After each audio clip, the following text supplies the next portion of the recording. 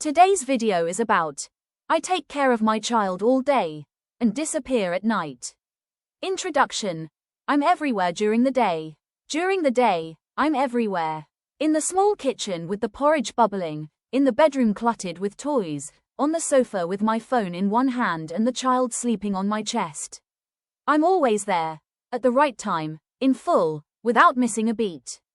The morning begins with crying instead of an alarm clock. I feed my child, change diapers, soothe them, clean up.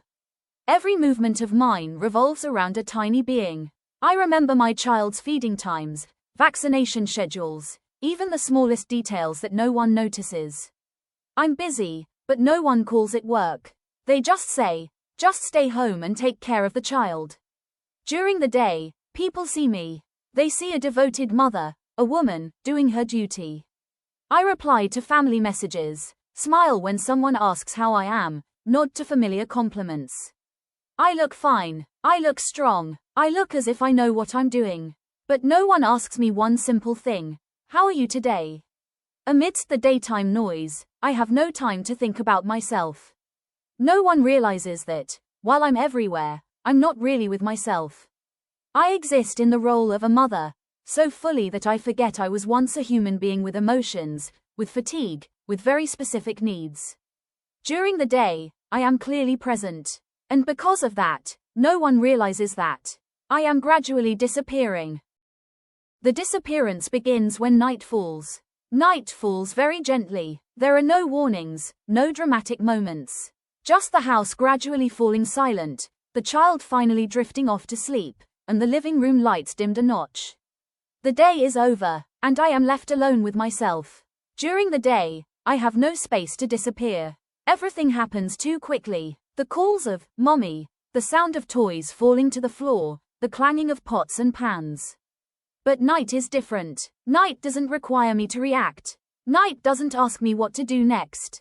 Night simply opens up a space, a place where I no longer have a role to cling to. When the child is asleep, I am no longer needed. No one calls my name. No one needs my arms at that moment. And in that seemingly peaceful moment, I find myself empty. A feeling difficult to name. It wasn't exactly sadness, not exactly exhaustion. Rather, it was a very slow withdrawal of myself from life. I sat on the bed, my phone aside. There was nothing urgent to do. But there was also nothing I truly wanted to do. Things that used to bring me joy, reading, listening to music, writing a few lines, now felt strange. I put on some music and then immediately turned it off. I picked up a book, flipped through a few pages, and then put it down.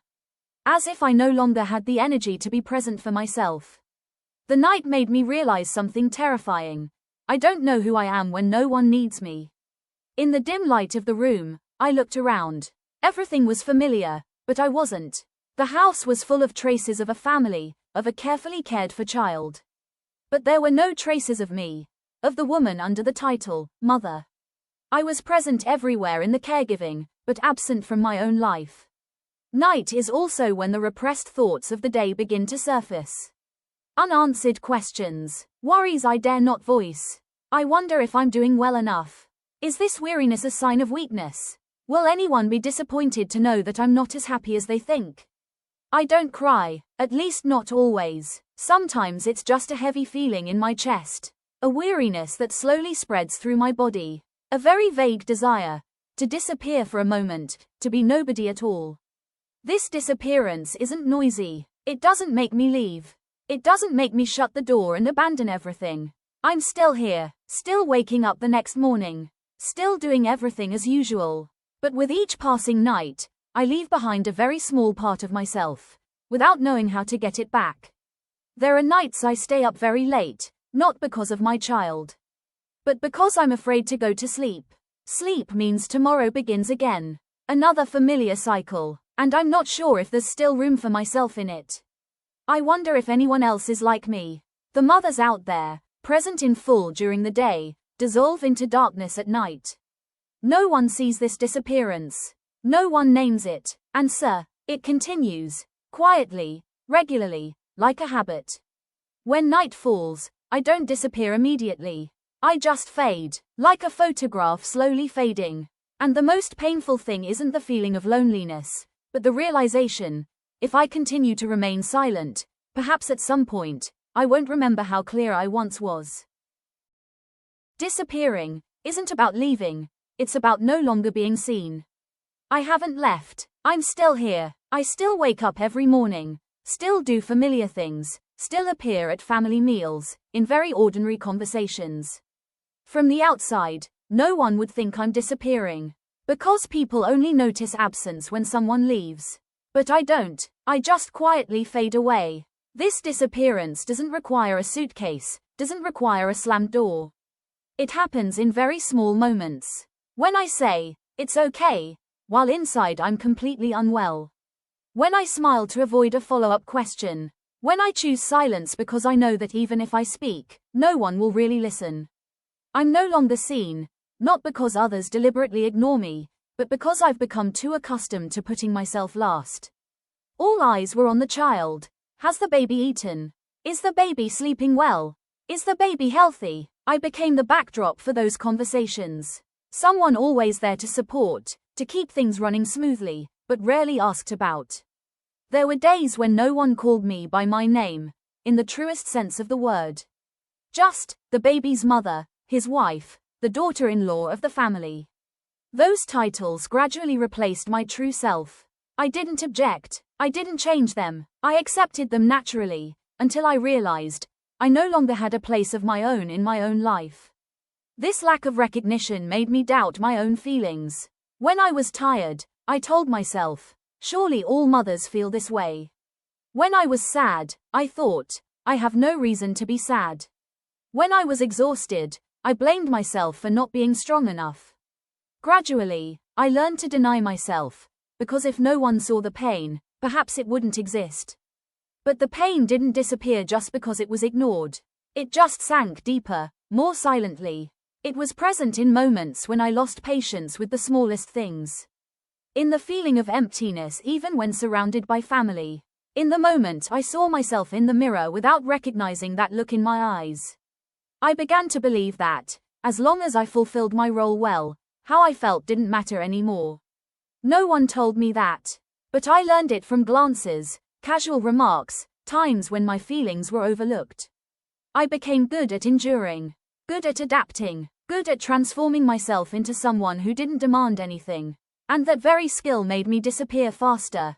There were times I wanted to speak out, wanted to say that I was tired. I felt lonely even in my own home. But every time I tried to speak, I stopped. I was afraid of being seen as weak, afraid of being seen as complaining, afraid that, after all, what I said would only make the atmosphere heavier, and wouldn't change anything. So I chose silence. Silence not because I was okay, but because I no longer believed that my not being okay would be taken seriously.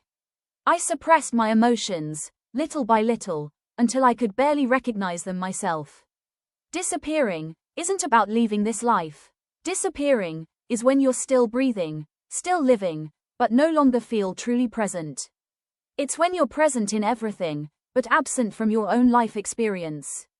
It's when no one sees you, not even yourself. And perhaps, the most painful thing isn't that others don't see me. But I've become so used to it that I no longer remember what it feels like to be seen. When a mother no longer recognizes herself. One day, I stood in front of the mirror and realized I didn't recognize that face. Not because it looked older, or more tired, but because those eyes no longer reflected anything I once knew. I stared for a long time, trying to find a sense of familiarity, but what reflected back at me was only a woman trying to fulfill her role, not me. This change didn't come suddenly. It accumulated day by day, night by night. In the times I ignored my feelings because the baby comes first. In the times I dismissed a small thought, I'm tired too. I didn't realize I was losing something until I no longer remembered who I used to be. Sometimes I wondered, who was I before becoming a mother? What did I like? How excited I used to be about mornings. Those questions echoed softly, but there were no answers. It was as if the memories of my old self had been shrouded in a thick fog, leaving only fragmented pieces insufficient to form a whole. I was still doing everything well. My children were well cared for. My family was functioning smoothly. There was no obvious crisis, no noisy collapse. And because of that, no one thought I was having problems. But inside, I felt like a room that had been emptied of its contents. Neat, tidy, but empty. I no longer knew what I needed. When someone asked, "What do you want?" I was confused. I answered vaguely, or let someone else choose. Not because I didn't care, but because I truly didn't know what I wanted anymore. My personal desires had been delayed for so long that they no longer spoke. The scariest thing wasn't exhaustion. It was numbness. I'm not deeply sad, but I'm not completely happy either. All emotions just glide over the surface, leaving no trace. I laugh when I need to laugh, talk when I need to talk, but inside, there's always a vast distance between me and what's happening. There are times I feel guilty thinking about myself. I remind myself that I have children, a family, things many people envy. So what am I missing? Why do I feel empty? That guilt makes me even more afraid to confront my own needs. I fear that simply admitting I'm not okay means I've become an inadequate mother. But the truth is, motherhood doesn't make me disappear instantly. It's my constant self-neglect that does. I'm gradually coming to believe that my past self no longer matters. That my current self, tired and empty, is the price I pay for being a true mother. I live in a body that's both familiar and strange. I move, talk, and care for others skillfully, but I'm clumsy when facing myself. I don't know what to do with the silences. I'm afraid to sit still, because when there's nothing left to do, I'll have to confront the question I always avoid: what am I living for? Perhaps, the moment of not recognizing yourself isn't when you collapse. It's when you realize you've existed for too long without truly living. That you've done so many right things, but overlooked the most important thing. You are a human being, before you are a mother. And as I stood there, in front of the mirror, in the familiar light of my home, I understood something small but painful. I don't need to find my old self. I just need to be allowed to see myself, right now.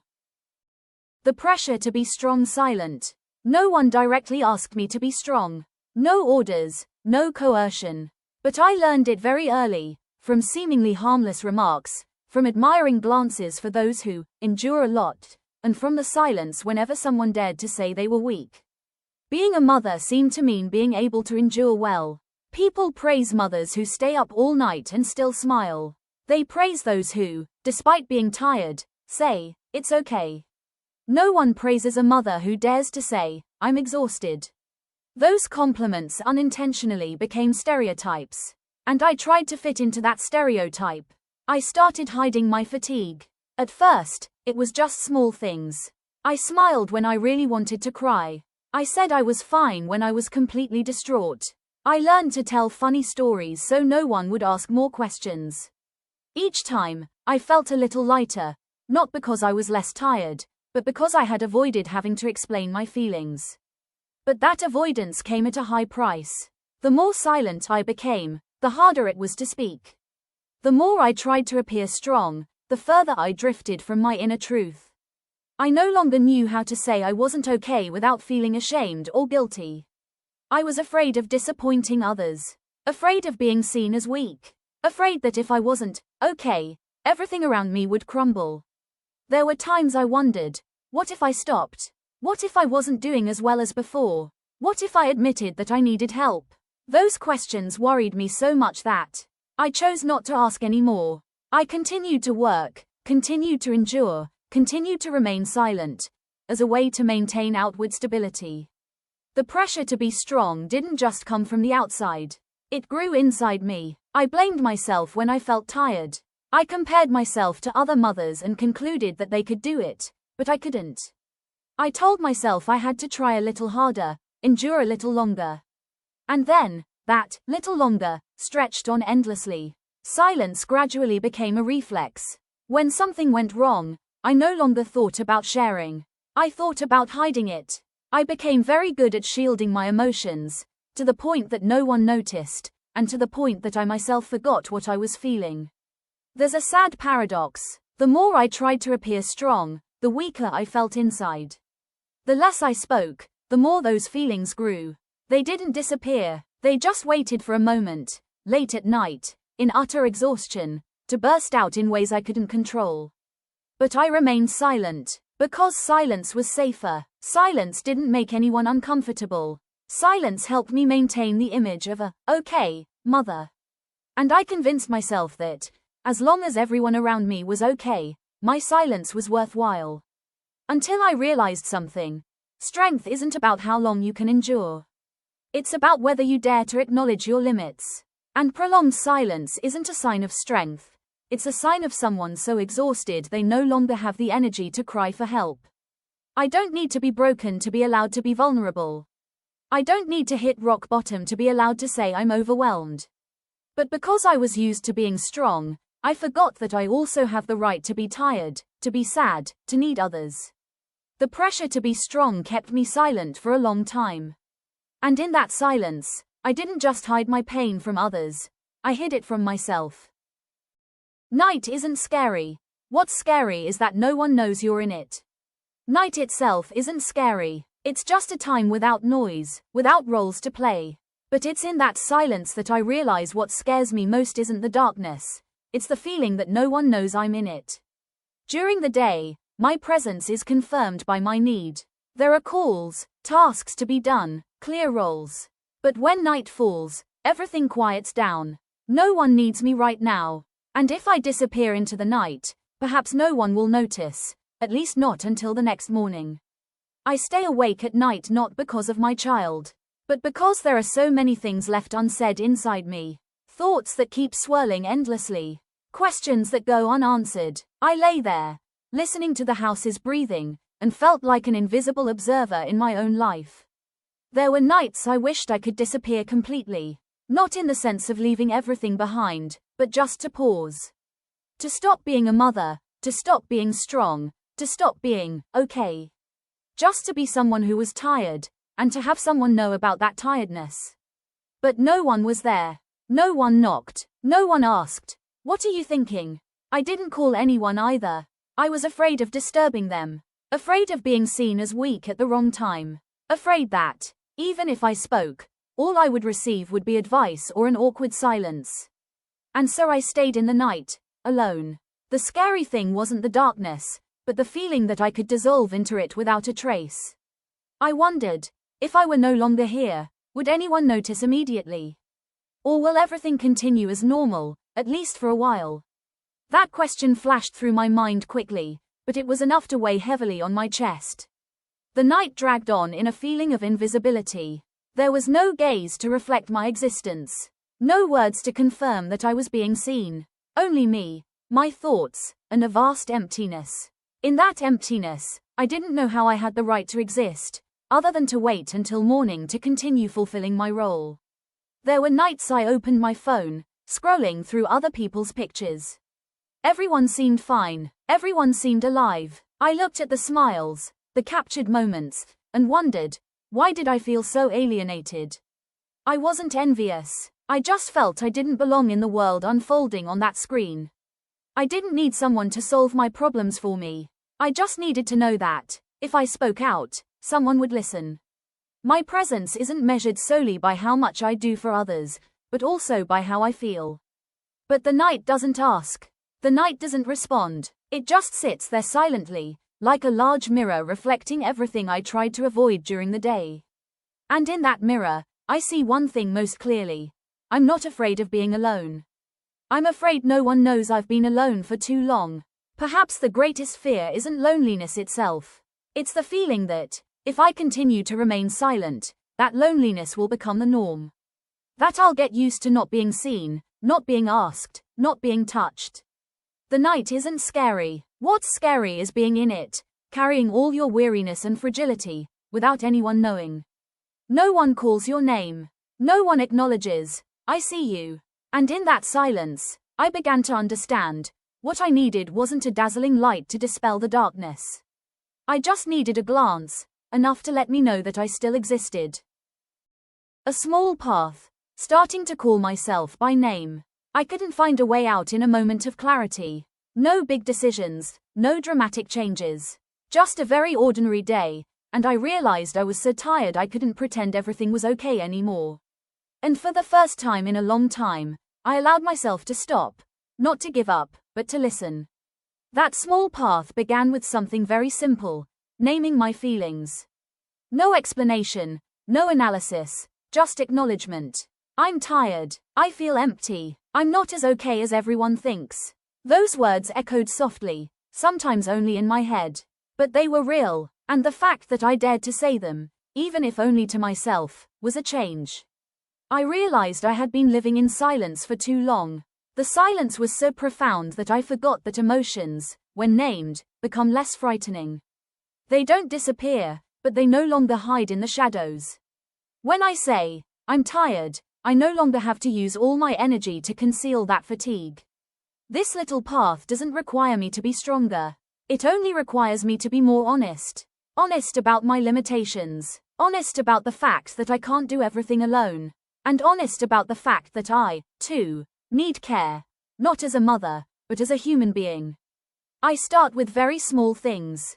I allow myself a few extra minutes after my child is asleep. For no particular reason, just to breathe. I write a few rambling lines, not for anyone to read. I send a very short message to someone I trust. I'm so tired today. Not expecting advice, just a reply, and strangely enough, I don't break down when I admit I'm tired. On the contrary, I feel lighter, as if a weight has been lifted. I no longer have to prove that I'm okay.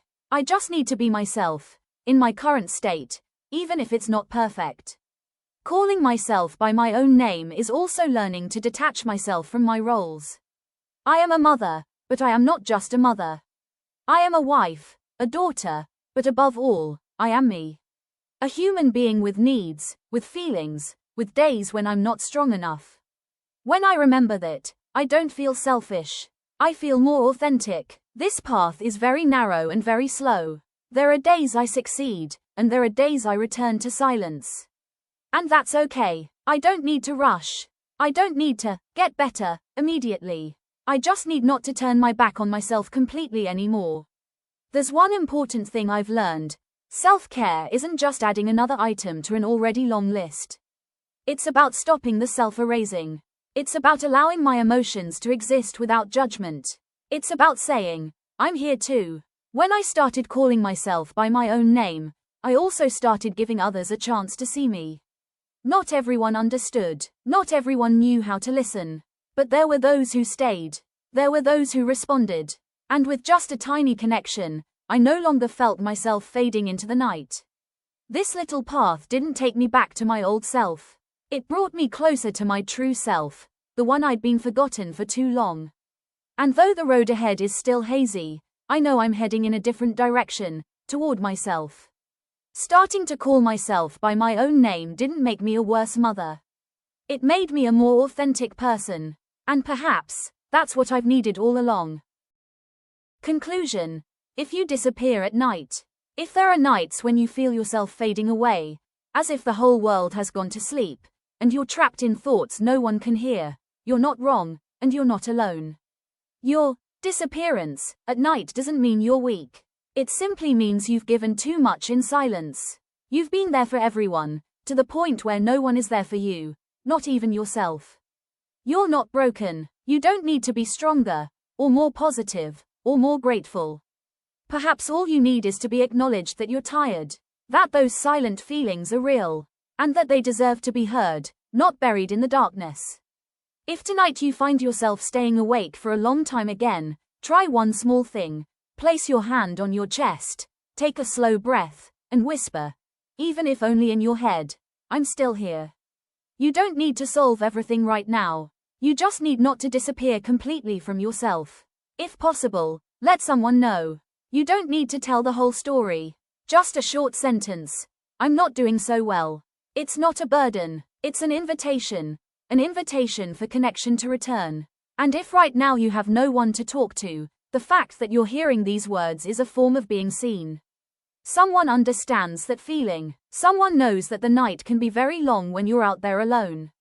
If you disappear at night, remember, you deserve to exist, not just as a mother, a caregiver, a strong person, but as a human being who needs to be embraced. You don't need to light up immediately. Just don't disappear.